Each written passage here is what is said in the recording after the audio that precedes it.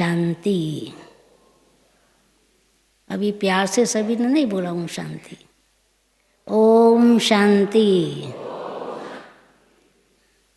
अब शब्द में प्यार आया है। आज का विषय तो हमारी सरिता बहन ने बता ही दिया है, और वैसे भी हम सभी ब्राह्मण वत्स हैं। हम ब्राह्मणों के आध्यात्मिक पुरुषार्थ का अंतिम लक्ष्य ही यही है कि सब प्रकार का मोह नष्ट करके स्मृति स्वरूप बन जाना है। शरीर, संबंध, पदार्थ, नाम, मान, शान सबसे उपराम होकर एक निराकार राम की स्मृति में लीन हो जाना है। बस ऐसी स्थिति बनाने में ही जो मोह का जाल है वो मनुष्य को फंसाता है, ऐसी स्थिति बनने नहीं देता है। तो मोह का जाल तो फंसाता ही है, लेकिन घृणा की दीवार भी मोटी दीवार बनकर हमारे पुरुषार्थ में रुकावट भी डालती है। तो राग और द्वेष ये दोनों ही घातक और पातक हैं, दोनों ही हमारे लिए नुकसानदायक हैं। दुनिया में हमारा शत्रु कोई नहीं है। हे भाई, किसी का शत्रु है कोई? बाबा के बच्चों का कोई शत्रु होता है? होता है? दुनिया में हमारा शत्रु कोई नहीं है, और शत्रु है तो ये 5 विकार ही हैं। दुनिया में हमारा मित्र कोई नहीं है।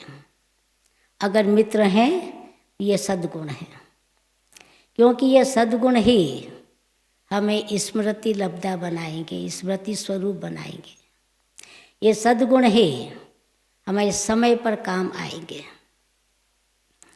इसलिए हमें जीवन में लक्ष्य यही रखना है कि हम सद्गुणों से अपने जीवन को श्रृंगारित करते रहें। जहाँ भी हमें गुण मिले, जिसके जीवन में हम कुछ गुण देखें, विशेषताएं देखें, हम चुपचाप से गुप्त रूप से चोरी कर लें। ये चोरी की तो मना नहीं है ना, ये चोरी तो कर सकते हैं, गुण चोर तो बन सकते हैं। हम उसके जीवन में से गुण को उठा लें, अपने पास रख लें। ऐसे सद्गुण हमें स्मृति स्वरूप बनने में बहुत मदद करेंगे। ये मोह की जो जंजीरें हैं, ये कारावास की जंजीरों से भी ज़्यादा कड़ी है। वो जंजीर तो शरीर को बांधती है, लेकिन मोह की जंजीर तो मन को बांध लेती है। इसलिए ये जो मोह जितना मनुष्य को गहराई से मिलाता है, उतना ही बाद में फिर रुलाता भी है। दिखने में जितना ये लुभावना लगता, इसका परिणाम अंत उतना ही डरावना होता है। इसलिए बाबा भी कहते हैं, बच्चे नष्टो मोहा बन जाना है। आज के विषय जो नष्टो मोहा स्मृति लब्धा विषय है, इस विषय के 2 पक्ष हैं, 2 भाग, 2 हिस्से हैं। एक है प्रश्न और दूसरा है उसका उत्तर। एक है समस्या, दूसरा उसका है समाधान। नष्टो मोहा यह प्रश्न है, कैसे बने? उसका जवाब है स्मृति लब्धा। स्मृति लब्धा से आप नष्टो मोहा बन जाएंगे।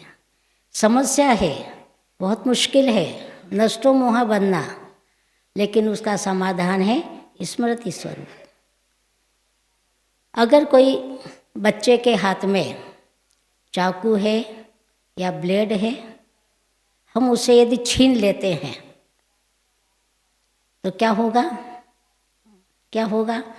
नुकसान भी होगा। छीनते हैं तो वो हमको देगा भी नहीं, अपना नुकसान करेगा। हम चाहते हैं उसका नुकसान भी ना हो, उसका बचाव भी हो जाए। अब हम कैसे बचाव करेंगे? बच्चे के हाथ में चाकू है या ब्लेड है, अगर हम छीनते नहीं हैं, लेते नहीं हैं, वो अपना नुकसान करेगा।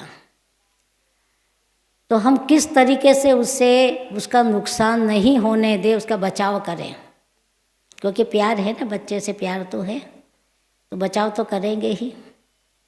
बचाव किस प्रकार से किया जाए, उसको उससे भी ज़्यादा सुंदर चीज़ उसके सामने रखी जाए, उससे भी ज़्यादा आकर्षक चीज़ उसको दी जाए, उसकी पसंद की चीज़ दी जाए, तो अपने आप ही उसको छोड़ देगा वो और उसको पकड़ लेगा। ऐसे हमारे बाबा ने भी मीठे बच्चे कहकर, प्यारे बच्चे कहकर, लाडले बच्चे कहकर क्या किया, हमको कहाँ पहुँचा दिया। बाबा ने कहा, बच्चे, मेरे लाडले बच्चे, मैं अकेला नहीं जाऊँगा, आप बच्चों को मुझे सबको साथ लेके जाना है। आप भक्ति में बुलाया न, हे प्रभु आओ अपने साथ ले जाओ, मुक्ति, जीवन मुक्ति दिला दो। तो बच्चे मैं आया हूँ, मेरे लाडले बच्चे, मेरे मीठे बच्चे, आपको मैं अपने साथ मुक्ति धाम भी ले जाऊँगा और वहाँ से फिर तुम बच्चों को जीवन मुक्ति में मुझे भेज देना है। तो वो कितनी बड़ी बात हमारे सामने रखी, कितनी सुंदर बात रखी। मुक्ति, जीवन मुक्ति, जीवन मुक्ति माना स्वर्ग। कौन नहीं चाहेगा स्वर्ग में जाना। बाबा ने अपने आप ये दो चीज़ हमारे सामने रखी, इतना प्यार से बोल बोल के, मीठे बच्चे, कड़वों को भी मीठा बना दिया, सारा कड़वापन, विकारों का कड़वापन भी छुड़ा दिया। तो ये जो बाबा का तरीका है हमको नष्टो मोहा बनाने का, तो बाबा भी कहते, बच्चे आपको भी इसी प्रकार से कोई भी वस्तु में, व्यक्ति में, कोई भी पदार्थ में, कहीं भी संबंधों में मोह है तो बस बाबा को सामने ले आओ कि मुझे बाबा, इनकी तुलना में मुझे बाबा से क्या मिल रहा है। एक छोटी सी कहानी सुनाती हूँ आपको। एक बार गीत में लाइन आई ने, उस लाइन के आधार पर कि इस दुनिया में कोई नहीं ऐसा जिसको हम अपना कहें। आई थिंक गीत में लाइन सुनी थी सभी ने, इस दुनिया में कोई नहीं ऐसा जिसको हम अपना कहें, सिर्फ बाबा के सिवाय। एक बार राजा शिकार पर जा रहे थे, अपने मंत्रियों को लिया, सेवकों को लिया। राजा लोग तो शिकार का शौक रखते ही थे, तो पूरी तैयारी हो गई उनकी शिकार के लिए जाने की, वहाँ रात को रुकना और फिर शिकार करना। रानी ने जिद पकड़ ली कि मुझे भी चलना है। राजा ने, सभी ने उसको बहुत समझाया कि शिकार पे जंगल में हम जाते हैं, वहाँ आपको नहीं जाना है, आपका वहाँ कोई काम नहीं है, बड़ा वहाँ का वातावरण ऐसा भयानक होता है, वहाँ पर आप नहीं चल सकती हैं। लेकिन रानी ने जिद करी कि नहीं, मुझे तो चलना ही है, मुझे तो चलना ही है, मैं भी तो जानूँ आप लोग कैसे शिकार करते हो, शिकार की जगह कैसी होती है। खैर जिद के आगे राजा को हार माननी पड़ी और राजा ने उसको अपने साथ ले जाने के लिए तैयार कर लिया। रानी भी चली गई साथ में। जंगल में चले गए, जो स्थान बनाया था जहाँ से जो मचान बनाते हैं, जैसे भी तैयारी करते हैं शिकार करने की, तो वो सी तैयारी करी। तो अभी शिकार की तैयारी चली रही थी, पूरी नहीं हुई थी, आधी से ज़्यादा हो चुकी थी कि रानी को एक दूर से एक हिरण दिखाई दिया। रानी ने कहा ये लोग तो शेर का शिकार करने के लिए आए थे, लेकिन रानी ने हिरण को देख लिया और राजा को कहा कि वो हिरण सामने है, वो उसका शिकार करना है, मैं उसका शिकार देखना चाहती हूँ। राजा ने कहा हमको तो शेरों का शिकार करना है। रानी कहा नहीं, पहले इसका करो। ठीक है, उसकी बात मान के राजा थोड़ा दौड़ते हुए गए और तीर चलाया, तीर हिरण को लग गया। अब हिरण भी अपने बचाव के लिए दौड़ता गया, तीर लगा हुआ है, खून बह रहा है, दौड़ता गया, दौड़ते राजा भी पीछे दौड़ा, तेज स्पीड से दौड़ा उसको शिकार को लेने के लिए। जाते जाते रास्ते में एक झाड़ी आई, वो हिरण उस झाड़ी के अंदर छिप गया, अपने को उसने छिपा लिया।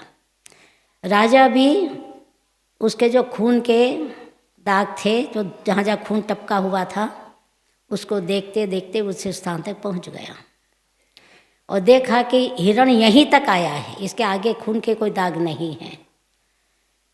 तो राजा ने चारों तरफ, उसके सेवक भी साथ में थे, उन्होंने देखा कि यहीं कहीं छिपा हुआ है। तो हिरण को बाहर निकाला, झाड़ी में छिपा हुआ था। हिरण को बोला, हिरण जैसे आया, राजा तुम मेरा शिकार करने आए हो, मुझे लेने आए हो, लेकिन पहले मेरे एक प्रश्न का जवाब दो। बोले क्या है तुम्हारा प्रश्न? मेरा प्रश्न ये है कि देखो आप यहाँ तक कैसे पहुँचे हैं? आप, मैं यहाँ छिप गया था, परंतु फिर भी तुम यहाँ तक कैसे पहुँचे? बोले तुम्हारे शरीर से जो निकला हुआ खून था ना, उसको देखते देखते मैं यहाँ तक पहुँचा हूँ। बोले इससे कुछ समझा आपने? इस बात से कुछ आपको ज्ञान समझ में आया? बोले क्या समझने की बात है इसमें?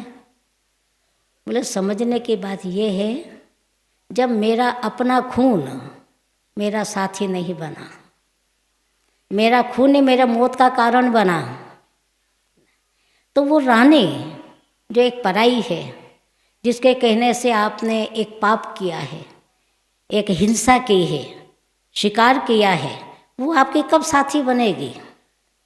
वो आपके कर्मों की साथी कब बनेगी? जो आपको कर्मों की सज़ा मिलेगी उसके साथी बनेगी क्या? ये मैं आपको समझाना चाहता हूँ।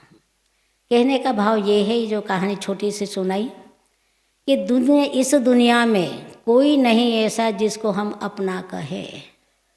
मालूम है खाली हाथ आए हैं, खाली हाथ जाना है। ये जानते हुए भी, मानते हुए भी हम यहाँ पर कितना अपने आप को व्यक्तियों के, संबंधों के, पदार्थों के, मोह के जाल में हम अपने को जकड़ के रखते हैं।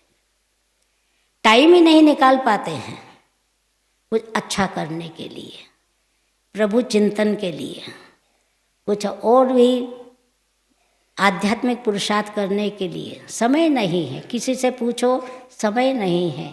तो दिन भर आप 24 घंटे क्या करते हैं? सिर्फ अपने वो संबंधी और स्वयं, ये देह और देह के संबंधी, हमारी सारी एनर्जी, सारा धन संपत्ति उनके उसमें ही लग जाती है।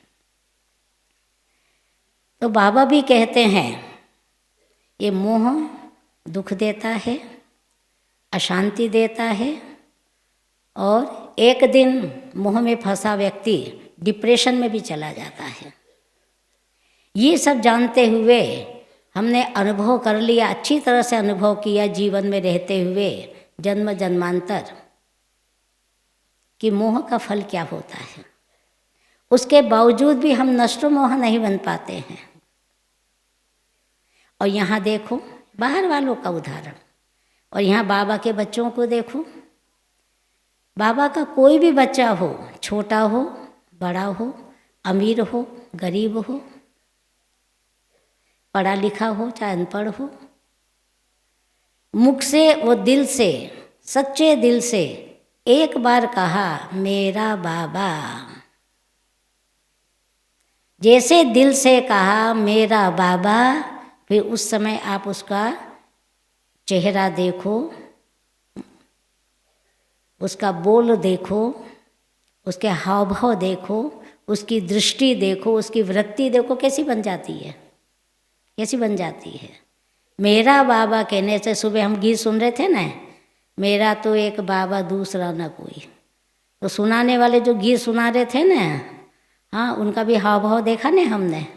जैसे मेरा बाबा दूसरा न कोई, अपने आप दृष्टि का परिवर्तन, वृत्ति का परिवर्तन, चेहरे का परिवर्तन हो जाता है।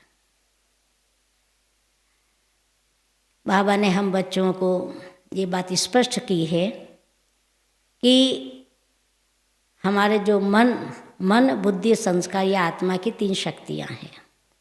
मन बुद्धि संस्कार है ना, सबने कोर्स में तो पढ़ा है ना ये बात। आत्मा की 3 शक्तियाँ हैं, मन बुद्धि संस्कार। जब कोई हम संकल्प करते हैं, जब हम कोई संकल्प करते हैं, वह संकल्प मन और बुद्धि के द्वारा जब बहुत गहराई में चला जाता है। थोड़ा ध्यान से सुनना, कई लोग प्रश्न करते हैं वृत्ति क्या चीज़ होती है। हम कोई भी संकल्प, कोई भी विचार करते हैं, वो हमारा विचार मन और बुद्धि के द्वारा जब बहुत बहुत गहराई में चला जाता है, वो वृत्ति बन जाता है। और जो सी वृत्ति बनती है, वृत्ति से वायुमंडल बनता है, वाइब्रेशन। वृत्ति से वाइब्रेशन और वाइब्रेशन से वायुमंडल। और जो वायुमंडल बनता है उसको हर व्यक्ति महसूस करता है, यहाँ का वायुमंडल कैसा है, यहाँ के वाइब्रेशन कैसे हैं।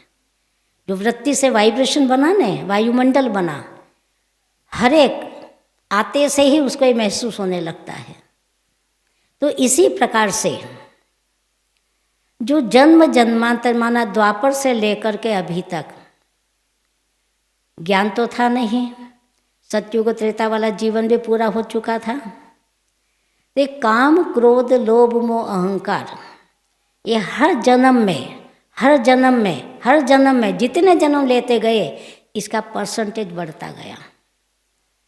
हमारे जीवन में इसका परसेंटेज बढ़ता गया और बढ़ते बढ़ते इतना ज़्यादा गहराई में चला गया कि आज मनुष्यों की वृत्ति विकारों की गंदगी से भरी पड़ी है।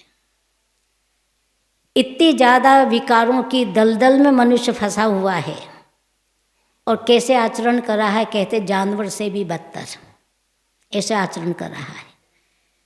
क्योंकि उसको जन्म जन्म, हर जन्म जो संबंधी, जो परिवार मिला, जो भी मित्र मिले, जैसा भी वायुमंडल मिला, उस अनुसार उसकी वृत्ति, दृष्टि, वृत्ति, कृति बदलती गई।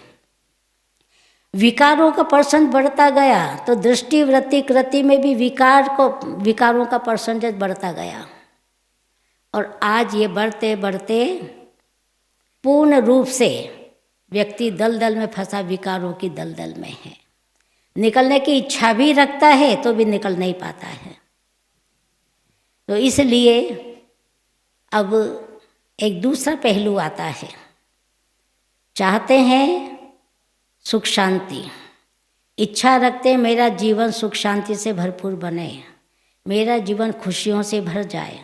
इच्छा सब रखते हैं, एक तरफ ये इच्छा रखते हैं, दूसरी तरफ विकारों की दलदल में भी फंसते जा रहे हैं। तो भला ये तो दोनों अपोजिट बातें हो गई है ना।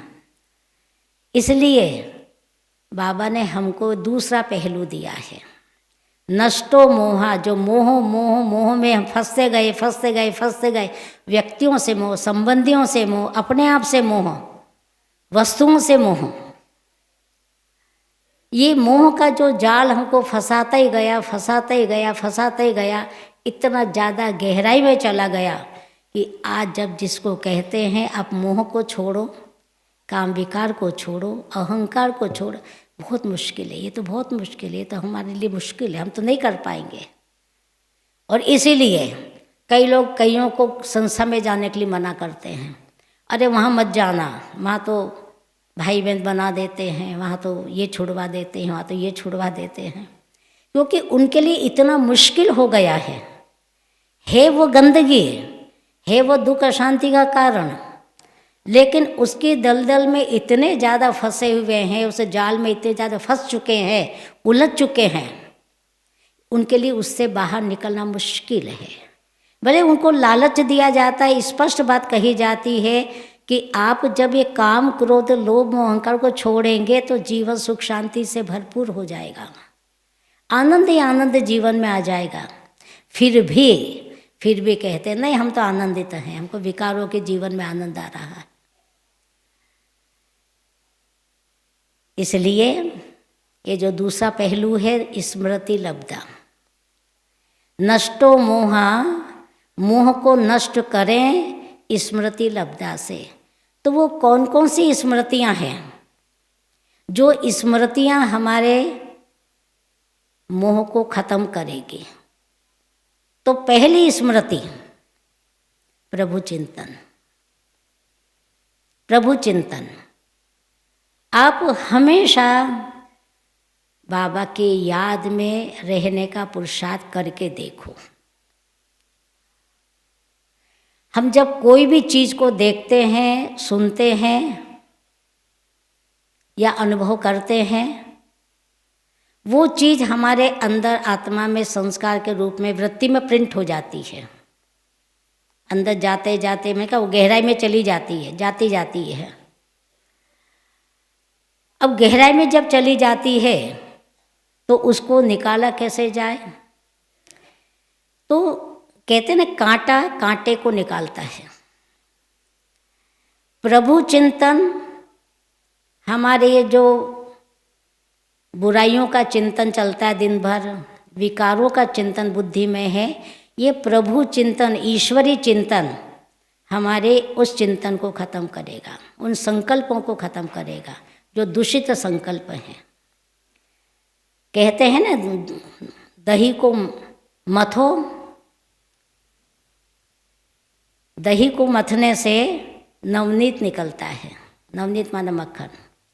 इसी प्रकार से देही को आप मथो, देही को मथने से नवनीति निकलती है, अच्छे अच्छे विचार निकलते हैं, सुंदर सुंदर विचार आते हैं।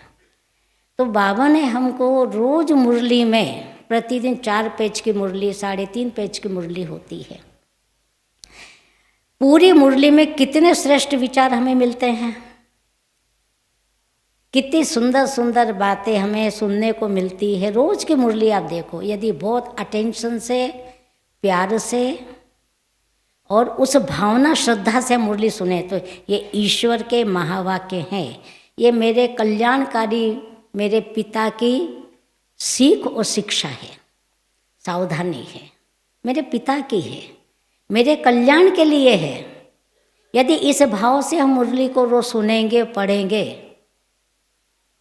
तब उसमें से वो विचार, वो मक्खन जैसे विचार आपको मिलेंगे। और वो जो मक्खन जैसे विचार है, मथेंगे, मुरली को मथे, मनन चिंतन करेंगे तो इतनी पावरफुल चीज़ आपको मिलेगी जो आपके जीवन को नष्टो मोहा बना के स्मृति लब्ध बनाएगी।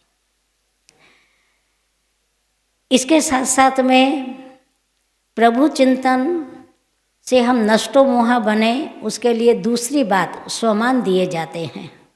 एक तो प्रभु चिंतन, हम ईश्वरी याद, दिन भर हम कैसे भी हर कर्म करते हुए कोई भी हम कार्य करें, बाबा तो रोज ही कहते हैं ना, ईश्वर की याद में करो, हमेशा ईश्वर की याद में रहो, शिव बाबा की याद में रहो।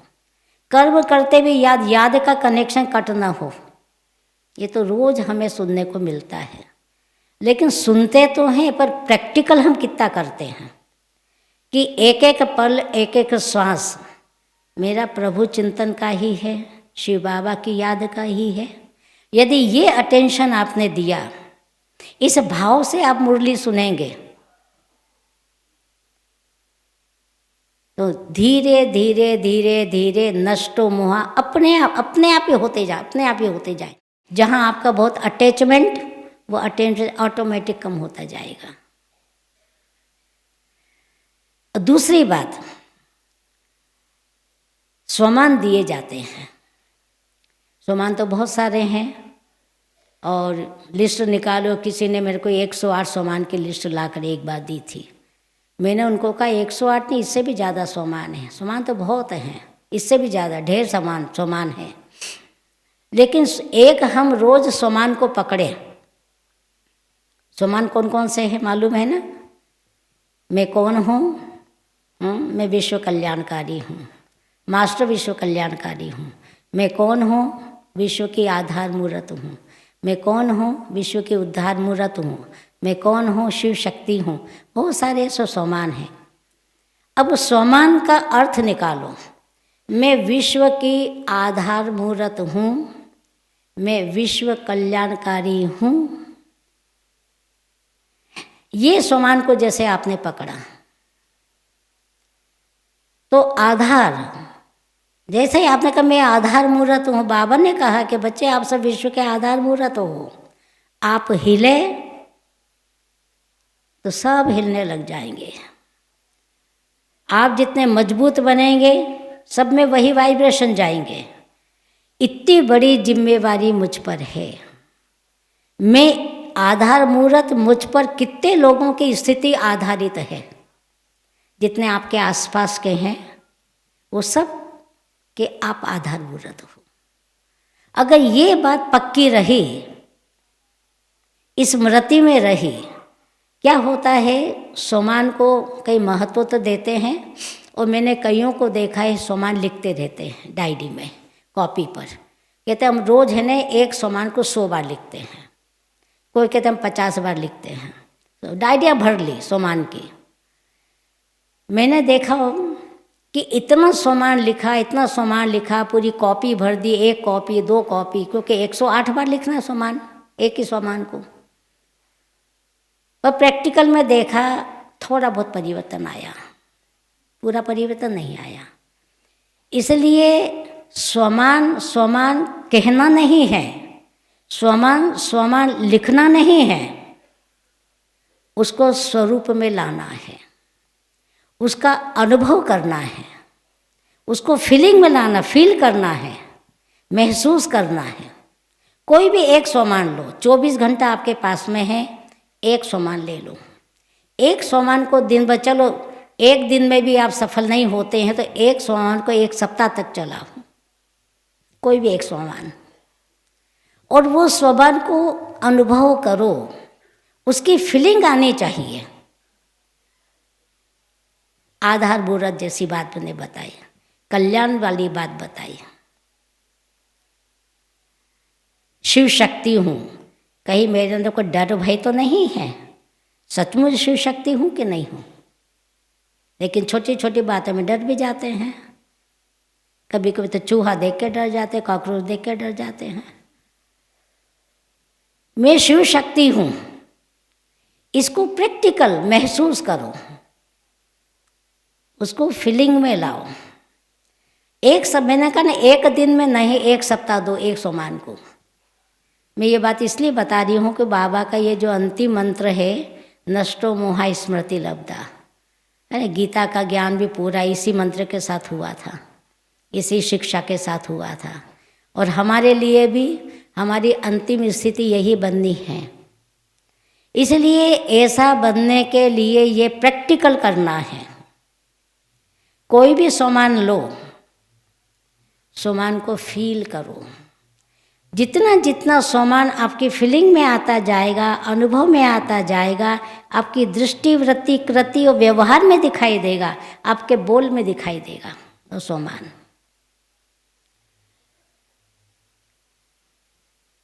मैंने एक,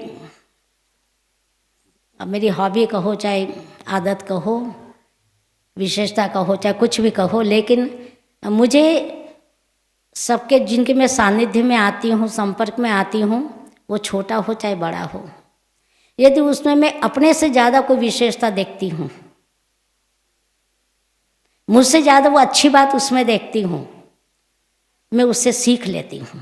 देखो इसमें मेरे में तो नहीं ऐसी बातें हैं, मेरे में ऐसे होना चाहिए, मैं भी ऐसा ही करूँगी, मैं भी ऐसा ही बनूँगी, मैं इस तरीके से बात करूँगी, मैं भी इस तरीके से बोलूँगी। देखो इसका बोलना कितना अच्छा है, कितना मीठा है। भले बड़ी बात को भी कितने सिंपल सरल मीठे शब्दों में उसको कह दिया, बुरा भी नहीं लगा, चुभा भी नहीं, वो कितना अच्छा तरीका है ये। ये भी आप अपने जीवन में एक गुण ग्राहक बनने का एक जैसे आदत बना लो। तो मैंने कई बार हमारे इस ब्राह्मण परिवार में बहुत कई हमारे वरिष्ठ हैं जिनको महारथी कहते हैं, उनके संपर्क में आने का, उनके साथ कई घंटे बातचीत करने का, रहने का ऐसा मौका आता है। तो मैं देखती हूँ, मैं बहुत बारीकी से नोट करती हूँ कि सचमुच इन्होंने अपने स्थिति के ऊपर कितना अटेंशन रखा है, बोल के ऊपर ना, बिल्कुल अव्यक्त आवाज़, फरिश्तों जैसी आवाज़, फरिश्तों जैसा दबी हुई आवाज़ में बोलना कि इतने पास में सुनाई देगा, वहाँ तक भी नहीं। और जैसे बोल रहे हैं तो ऐसा लगा सचमुच फरिश्ता कोई बोल रहा है। मैंने कईयों को, एक को नहीं कईयों को, हमारी जयंती बहन जी जिन्होंने सुबह मुरली सुनाई, हमारे एडिशनल हेड हैं, आप उनके भी कभी संपर्क में जाओ, पास में 5 मिनट भी 2 मिनट भी बात करेंगे ना तो लगे कि इनकी सच में फरिश्ते जैसी आवाज़ है, फरिश्ते जैसा बोलना, इतना धीरे शांति से धैर्यता से बड़े प्यार से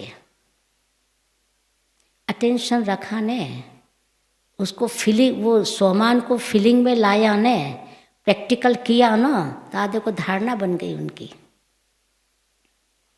तो ये क्या है हमारा स्वमान। हम स्वमान की बात तो बहुत सुनते हैं, बहुत करते भी हैं, लेकिन वो स्वमान हमारे फीलिंग में आना चाहिए।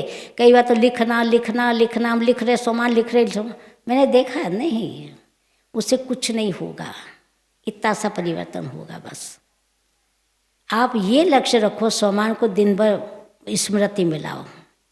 आज का मेरा ये सोमान, या मैंने 1 सप्ताह का ये सोमान लिया है, अपने आप को याद दिलाओ।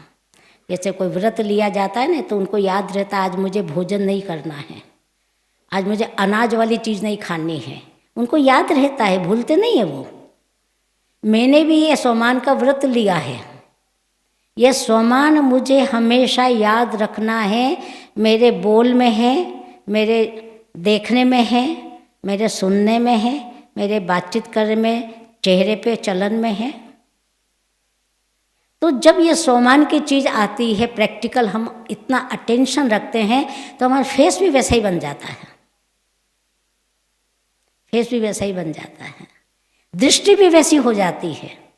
आप भी अनुभव करना, अनुभव करके देखना। यदि आपको ये लक्ष्य रखा है जीवन का, ये बनने का, तो आप एक सोमान को 1 सप्ताह तक चलाओ। 1 दिन तो थोड़ा कम पड़ जाता है, 1 सप्ताह रखो, कोई बात नहीं। 1 महीने में 4 सोमान के स्वरूप तो बन जाएंगे आप। 1 महीने में 4 सोमान के स्वरूप,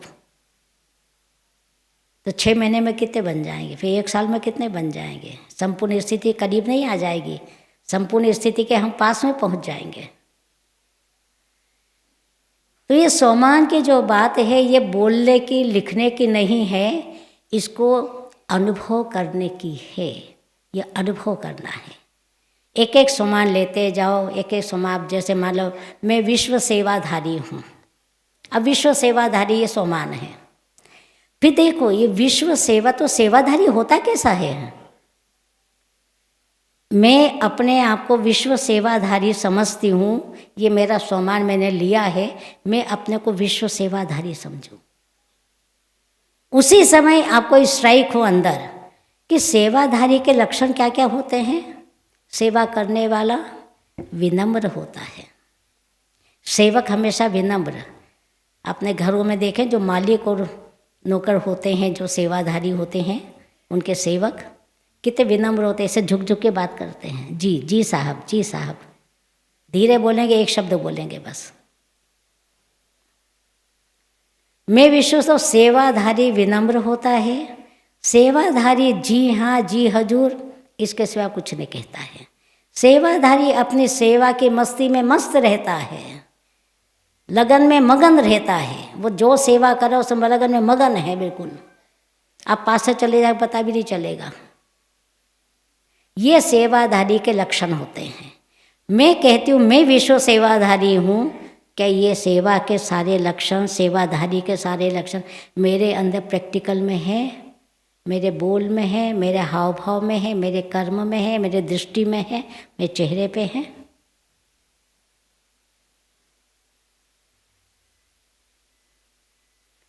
ऐसे स्थिति बनाने के लिए थोड़ी मेहनत तो करनी पड़े। मेहनत कुछ नहीं है, सिर्फ अटेंशन, बस अटेंशन देना है, वो कुछ नहीं करना है। अटेंशन रखना है, दिन भर जो सोमान लिया है उसको बार बार दोहराते रहो, दोहराते रहो। वो मैंने लिया है सोमान, तो मुझे वैसे ही चलना है, वैसा ही ये बनना है। ये मम्मा को देखा ना, मम्मा कितना कम बोलती थी, जी बाबा, हाँ जी बाबा, बस, इससे ज़्यादा नहीं। तो इस प्रकार से ये सोमान में रहना, सोमान को धारण करना, और ये सोमान हमको अपने आप ही स्मृति स्वरूप बनाएंगे। क्योंकि मोह, सब चीज़ों से मोह नष्ट तब होगा जब हम स्मृति लब्धा होंगे। स्मृति स्वरूप बाबा की याद में लीन, दिन भर लीन दिखाई देंगे, अपने स्वमानों का स्वरूप बन करके रहेंगे। तो स्वमान की बात है। इसके बाद तीसरी बात और कौन सी है? स्मृति लब्धा के लिए प्रभु चिंतन बताया, दूसरा स्वमान बताया, तीसरा है मुरली, मुरली का मनन चिंतन। स्मृति लब्धा बनने के लिए जो भी हम रोज मुरली सुनते हैं वो मुरली का मनन चिंतन होना चाहिए। मुरली सुनने के तुरंत बाद यदि आपके पास समय है तो तुरंत आप कमरा बंद करके बैठ जाओ, मुरली का मनन चिंतन करो। पहले आधा घंटा, 20 मिनट, आधा घंटा, उसके बाद फिर आपको नाश्ता करना हो, जो भी करना वो करें। हमारे वासवानी दादा थे एक इंदौर में, रायपुर से ज्ञान में निकले थे वो, इंदौर में बहुत आते रहते थे। मैं उनका अनुभव बता रही हूँ। उनका नियम था, ऐसे तो उम्र थी उनकी, पर उन्होंने ज्ञान को इतनी अच्छी तरह से समझा था, इतनी अच्छी तरह से बाबा के ज्ञान को पकड़ा हुआ था। मुरली सुनते थे, मैंने कहा ना मैं तो सबको बारीकी से देखती रहती हूँ कि किस में क्या विशेषता है, तो मैं देखती थी। दादा मुरली के बाद किसी से बात नहीं करते थे, सीधा वो अपने कमरे में जाते थे, दरवाज़ा बंद करते थे और आधा घंटा, कम से कम आधा घंटा 45 मिनट भी वो उस मुरली का मनन, बहुत मनन चिंतन कर डायरी में लिखते थे। जो उनको अंदर से चिंतन करके जो उनको नई नई पॉइंट्स आती थी वो डायरी में लिखते जाते थे कि मुरली तो ये है पर मुरली का मनन चिंतन का ये है। दोनों उनका एक पेज यहाँ एक पेज यहाँ होता था। तो एक बार मैंने ऐसे ही पूछ लिया, मैं कहा दादा नाश्ता ठंडा होता रहता है, आप इतना देरी से आते हो तो मुरली के तुरंत बाद आ जाए करो ना आप। तो उन्होंने यही मुझे कहा कि विमला बहन, मैंने एक नियम बनाया अपने जीवन का कि मुरली के बाद में किसी से बात नहीं करता। बात करने के मुरली की पॉइंट उड़ जाती है, बहिर्मुखता में आ जाते हैं। मैं पहले मुरली का चिंतन मनन करूँगा और जो मेरे मन में मुरली के चिंतन मनन की बातें आएगी उसको मैं डायरी में नोट कर लेता हूँ, वरना कल हो सकता भूल जाऊँ मैं कि कल के मुरली का क्या मनन चिंतन किया था, वो मैं डायरी में। फिर दिन भर में जब जब मुझे टाइम मिलता 3-4 बार मैं मुरली के पॉइंट भी पढ़ता हूँ, मनन चिंतन वाले पढ़ता हूँ। उसके बाद फिर मैं नाश्ता करता हूँ। इतना मेरे मन को अच्छा लगा सुन कर के उनका अनुभव। मैं कहा देखो कितना अच्छा पुरुषार्थ है। उनकी उम्र भी इतनी है, 60-70 साल के थे कि आज देखो फिर भी इनका कितना अपनी स्थिति को बनाने में ध्यान कितना है, अटेंशन कितना है। ऐसे लोगों के जीवन को हम प्रैक्टिकल देखते हैं, किसकी ऐसी दिनचर्या देखते हैं, हमको सीख लेना चाहिए उनके जीवन से। तो इसलिए कम वर्षों में ही, अभी तो वो शरीर छोड़ दिया उन्होंने काफ़ी समय, पर मैं समझती सिर्फ 10 साल ही ज्ञान में चल पाए थे और शरीर छोड़ा, क्योंकि काफ़ी उम्र में ही आए थे ज्ञान में। और 10 साल में उन्होंने अपनी स्थिति इतनी उपराम बना ली थी, क्योंकि देखो उनकी सारा देखो ना पढ़ाई, अपनी स्थिति पर अटेंशन, स्थिति बनाने में अटेंशन। तो स्मृति लब्धा हम बने कैसे? नष्टो मोहा तो हो ही जाएंगे, स्मृति लब्धा बन जाएंगे तो ये समस्या खत्म हो जाएगी। मैंने कहा ने नष्टो मोह एक समस्या है, नष्टो मोह कैसे बने ये एक प्रश्न है, इसका उत्तर तो है स्मृति लब्धा। वो समस्या है तो समाधान है स्मृति लब्धा। तो मुरली का मनन चिंतन मम्मा हमेशा कहती थी कि गाय देखो घास खाती है और फिर जुगाली भी करती है, तब दूध तैयार होता है। मम्मा कहती थी ये घास खाएगी तो दूध नहीं तैयार होगा, जब घास का वो जुगाली करेगी, उसको पचाएगी, तो दूध तैयार होता है। इसी प्रकार से केवल हमने एक नेमीनाथ बन के मुरली सुन ली, घास तो खा ली आपने, पर उसकी जुगाली नहीं हुई ना। मुरली का मनन चिंतन जरूर होना चाहिए। 4 बार पढ़ो मुरली। हमारी प्रकाशमणि दादी जी कितनी बार पढ़ती थी मुरली, जानकी दादी जी कितनी बार मुरली पढ़ती थी। क्यों पढ़ती थी? बार बार। क्या आज बाबा ने कहा क्या है, आज बाबा हमसे चाहता क्या है, बाबा की आज हमसे उम्मीदें क्या हैं, अपेक्षा क्या है।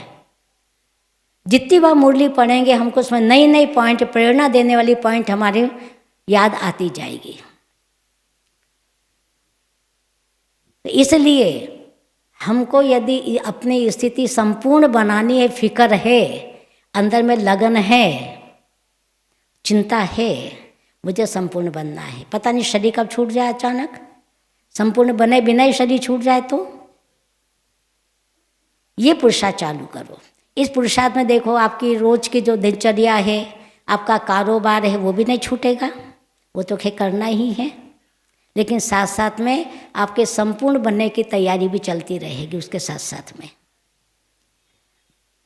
तो मुरली का मनन चिंतन, 3 चीज। पहला क्या बताया था मैंने? हाँ, प्रभु चिंतन। दूसरा बताया स्वमान, और तीसरा है ज्ञान का मनन चिंतन। चौथा बाबा ने हम बच्चों को हमारा अनादि आदि स्वरूप की स्मृति दिलाई है। हमें किसी को कुछ नहीं पता था कि परम धाम में हम ज्योति बिंदु के रूप में रहते थे, और सतयुग यहाँ भारत में था, देवी देवताएं थे और वो हम ही थे। पहले मालूम था क्या ज्ञान काल में?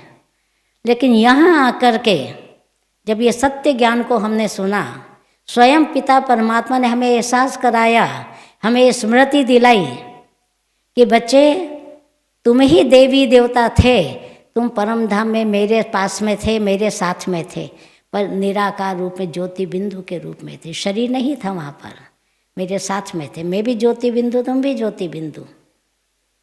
उस शांति धाम में बहुत शांति स्थिति में हम बैठते थे। फिर देखो सतयुग में आए तो ये देवी देवता जिसकी पूजा हो रही है तो हम ही थे। ये तो हमारी मूर्तियाँ बनी हुई है। हम ऐसे थे, बने कब थे? संगम युग के बने थे। देखा जाए पूजा तो हमारे संगम युग की त्याग तपस्या की हो रही है। पूजा तो सतयुग में कोई त्याग तपस्या तो है ही नहीं। तो बाबा ने हमें हमारा अनादि और आदि स्वरूप जो याद दिलाया है, वो याद दिला माने स्मृति में याद दिलाया, उसका हमें स्मृति स्वरूप बनना है, वो भूलना नहीं है। हमारा अनादि स्वरूप कैसा है तो परम धाम में पहुंच जाओ, कुछ समय के लिए पहुंच जाओ परम धाम में। कैसे लाल रंग का प्रकाश है, कैसे हम ज्योति बिंदु शिव बाबा सामने में सामने, कैसे उनकी किरणें मेरे ऊपर आ रही है, कितना आनंद आ रहा है, एकदम शांति था, बहुत सुंदर अनुभव होता वहाँ का। पहुँच जाओ वहाँ पर। जैसे ही कहा बाबा ने हमको स्मृति दिलाई, बच्चे तुम्हारा अनादि स्वरूप ये है, पहुँच जाओ वहाँ पर। आदि स्वरूप तुम्हारा वो हो, मैंने ही तुम्हारा बनाया था, तुमको भेजा था तैयार करके। वो सतयुग को याद करो, वो अपना वर्षा याद करो। हमारा सतयुग कितना सुंदर था, न रोग, न शोक, न लड़ाई, न झगड़ा, न किसी प्रकार की कोई समस्या नहीं, किसी प्रकार का दुख दर्द नहीं वहाँ पर। कितना सुंदर संपन्न जीवन, कितना सब आपस में प्यार से रहते थे, प्रेम से रहते थे। कोई किसी से नफरत नहीं करता था, कोई किसी से झगड़ा नहीं करता था। तेरा मेरा चोरी डकैती कुछ होती नहीं थी। इसके बाद ये स्वरूप की स्मृति को आप दोहराते रहो, जो बाबा ने याद दिलाया हमको, स्मृति जगाई हमें। इसके बाद हमारे जो बाबा तो गीता का ज्ञान सुना ही रहे हैं, और कहते हैं ना गीता का ज्ञान, गीता नाम क्यों पड़ा? गीतों के आधार पर हमारी मुरली चलती है ना। पहले गीत बजता है, फिर मुरली शुरू होती है। बहनें भी क्लास कराती है, पहले गीत बजता फिर क्लास शुरू होती है, इसलिए उसका नाम गीता पड़ा। तो ये जो गीत हैं ना, बहुत सुंदर सुंदर गीत हैं। गीतों के वह शब्द इतने सुंदर होते हैं, इतने अच्छे होते हैं कि शब्दों के अर्थ ही आप निकालते रहो और उसमें मगन रहो, उसका आनंद लो, तो भी आप स्मृति स्वरूप, क्योंकि शब्द सारे बाबा की शिक्षाओं से भरे हुए हैं। मुरली के गीत देखो, तुम्हें पाके हमने जहान पा लिया है, नई उम्र की कलियां देखो, देख रही दुनिया सारी, तुम पे बड़ी जिम्मेवारी। अरे हमारे पे इतनी जिम्मेवारी, सब लोग हमको देख रहे हैं, ये भगवान के बच्चे कहलाते हैं, हे भगवान जैसे ही है, कितनी बड़ी जिम्मेवारी है। अभी ज्ञान के गीत भी देखो आप, अभी सुन ही रहे थे हम गीत, कितने मुझे इस गीत की लाइन बहुत अच्छी लगती है। इस दुनिया में कौन ऐसा जिसको हम अपना कहें? कोई नहीं है सिर्फ शिव बाबा के सिवाय। मेरा तो एक शिव बाबा, दूसरा ना कोई। ऐसे ऐसे गीत हमको कितनी सुंदर सुंदर प्रेरणा देते हैं, एकदम स्थिति को कितनी अच्छी बना देते। गीत सुनते रहो, स्थिति बनाते जाओ, वो गीतों के शब्दों को ही अर्थ निकालते जाओ, तो भी आपकी स्थिति बहुत अच्छी बन जाएगी। तो हमारी स्मृति लब्ध बनाने में गीतों का भी भूमिका है बहुत अच्छी, उसके साथ साथ चित्रों की भी भूमिका है। कहते हैं जैसा चित्र वैसा चरित्र। तो बाबा ने हमको कौन सा चित्र दिया है जो हमेशा अपने सामने रखना है? वो हमारे लक्ष्य का चित्र है। ये लक्ष्मी नारायण, सामने भी देखो लक्ष्मी नारायण ही है। अपने घर में लक्ष्मी नारायण का चित्र ऐसी जगह रखो, आते जाते ज़्यादा से ज़्यादा समय आपको चित्र दिखाई दे। चित्र देखते देखते चरित्रवान बन जाएंगे, वैसा चरित्र आ जाएगा हमारे अंदर, हम वैसे ही बन जाएंगे। जो सोचेंगे जो देखेंगे वैसे तो बन जाते हैं ना। तो चित्रों को भी, जिस चित्र से हमको प्रेरणा मिलती है, ये स्लोगन, ऐसे स्लोगनों को पढ़ कर के बहुत प्रेरणा मिलती है। घर में कुछ 2-4 जगह ऐसे स्लोगन लगा के रखो, वो स्लोगन को भी देख कर के बहुत प्रेरणा मिलती है। हमारी स्मृति जागती कि देखो क्या ये स्लोगन क्या कह रहा है। हमारा बेज तो कर है ही, हमारी स्मृति दिलाने वाला ये बीके का बेज, ये ड्रेस तो है ही, ये सफ़ेद ड्रेस पहनी अपने फरिश्तों की ड्रेस है। कहते हैं ना आप लोग, हमारे भाई लोग कई बार कहते हैं बहन जी आप लोग कभी बाबा की कुछ सेवा के काम से मार्केट में जाना ही पड़ता है। बोले इतने बड़े मार्केट में एक आप ही लोग चमकते हो, चेहरा भी आपका चमकता, ड्रेस भी आपकी चमकती है। हमारी ये चमकती हुई ड्रेस में कोई जरा सा इतना सा दाग न लगे, कोई ये ना कहें देखो ब्रह्मा कुमारी का बेज लगाया है, ब्रह्मा कुमारी के सफ़ेद ड्रेस पहनी है और देखो बोल कैसा रहे हैं, झगड़ा कर रहे हैं, कितनी ऊंची आवाज़ में बोल रहे, गुस्सा कर रहे हैं। ये ड्रेस बदनाम हुई ना हमारी, ये ड्रेस के ऊपर एक दाग लगा ना, ये भी हमारी स्मृति को जगाते, हमको याद दिलाते हैं हम कौन हैं, हम कौन है, ये याद दिलाते हैं। और सबसे बड़ी महत्वपूर्ण बात जो नष्ट मोह बनने के लिए है, वो बाबा अव्यक्त वाणियों में भी हमें बहुत शिक्षा सावधानी देते हैं कि ये जो मेरा शब्द है, ये मेरा शब्द हमें लगाना सिर्फ बाबा के लिए, और मैं शब्द लगा रही है आत्मा के लिए। लेकिन लग कहाँ जाता है ये शब्द?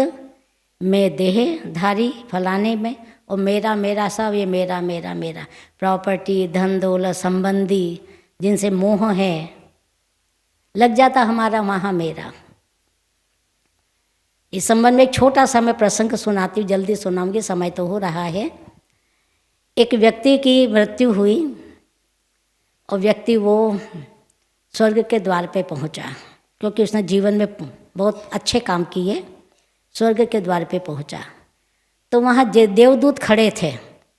देवदूत ने उनको अंदर जाने के लिए मना कर दिया, रोक दिया। उसको आश्चर्य लगा कि मैं तो स्वर्ग का अधिकारी हूँ पूरा, क्योंकि पूरे जीवन मैंने पुण्य काम किए, अच्छे से अच्छे काम किए, सबका भला किया, फिर भी मुझे देवदूत रोक रहा है।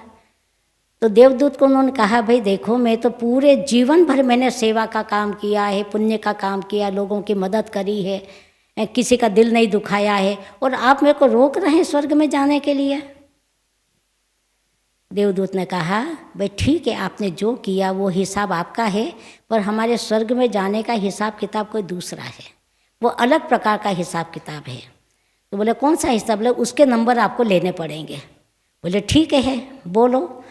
बोले आप बताओ भाई क्या क्या पुण्य आपने किए हैं, अपना पुण्य का हिसाब बता दो।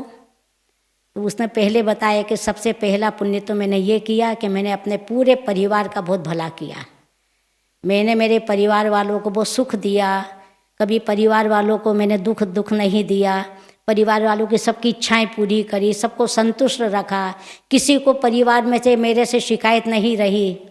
देखो परिवार का मेरे कितना ध्यान रखा, क्योंकि परिवार की जिम्मेवारी मेरी थी, तो मैंने अपने परिवार का बहुत ध्यान रखा। बोला अच्छा ठीक है, 1 नंबर। और बता दिया उनको कि देखो स्वर्ग में जाने के लिए आपको 1000 नंबर लेने पड़ेंगे। कितना नंबर? 1000 नंबर। अब ये जो परिवार का उसने इतना ध्यान रखा, सबको संतुष्ट रखा, सबको खुश रखा, सबकी इच्छाएं पूरी करी, किसी को दुख नहीं दिया, सिर्फ 1 नंबर मिला। ये तो आपका हिसाब किताब था, ये तो आपका हिसाब किताब था जो आपने चुकाया 1 नंबर। चलो कोई बात नहीं, दूसरे पुण्य भी है मेरे पास में अभी। दूसरा पुण्य बताया कि मैं गवर्नमेंट के साथ भी बड़ा वफादार रहा, अपने देश के प्रति वफादार रहा। जो इलेक्शन होता था, चुनाव होता, मैंने ईमानदारी से वोटिंग करी हमेशा, और भी उनका टैक्स मैंने ईमानदारी से चुकाया। कभी भी मैं टैक्स में बेईमानी नहीं करी। अपने सरकार के साथ भी मैं पूरा वफादार ईमानदार रहा।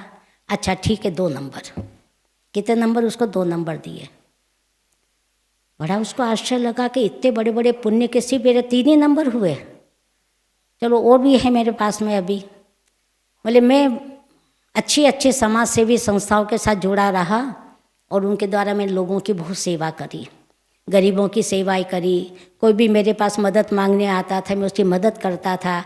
हमारा जो इतनी बड़ी कॉलोनी थी, जिसको भी जिसकी ज़रूरत पड़ती थी, मैं जाके उपस्थित होता था उसकी सेवा करने, उसके दुख दर्द में। उसको हॉस्पिटल ले जाता था, उसका इलाज करवाता था, और सारे लोगों की सेवा पे मैं हमेशा रहता था। हमने सबकी सेवाएं की। बोले ठीक है, इसके 3 नंबर आपको। तो कितने हो गए? 6 नंबर। अब तो कोई बचा ही नहीं उसको सुनाने के लिए पुण्य कर्म। सारे जीवन के पुण्य कर्म सुना दिए और 6 नंबर मिले। तो बड़ा हताश हो गया वो तो, कि 1000 नंबर मुझे लेना स्वर्ग में जाने के लिए, तो 6 ही नंबर हुए।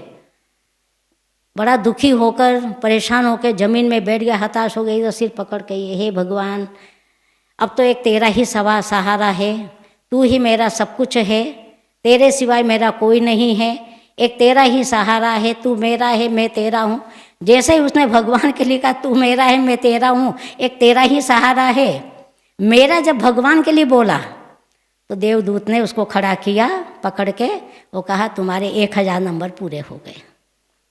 क्योंकि अब उसने वो लौकिक के लिए, संबंधियों के लिए मेरा नहीं कहा उसने।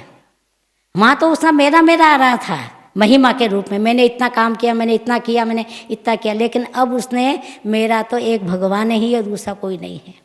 बोले अब आप स्वर्ग में जा सकते हैं सादर पूर्वक। तो कहने का भाव यही है कि नष्टो मोहा स्मृति लब्धा।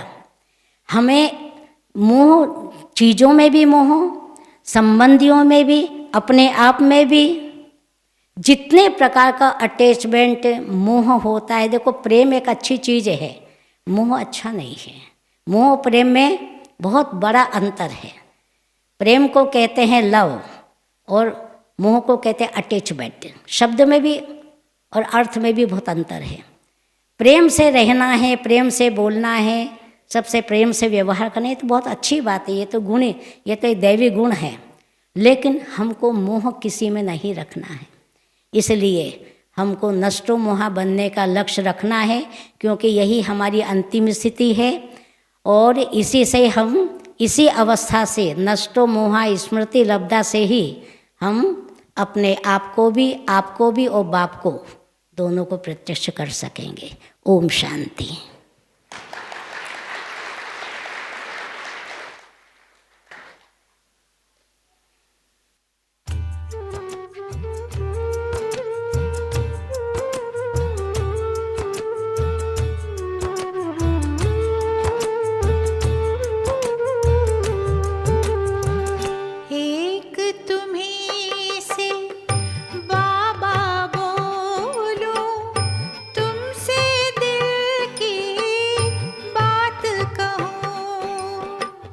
हे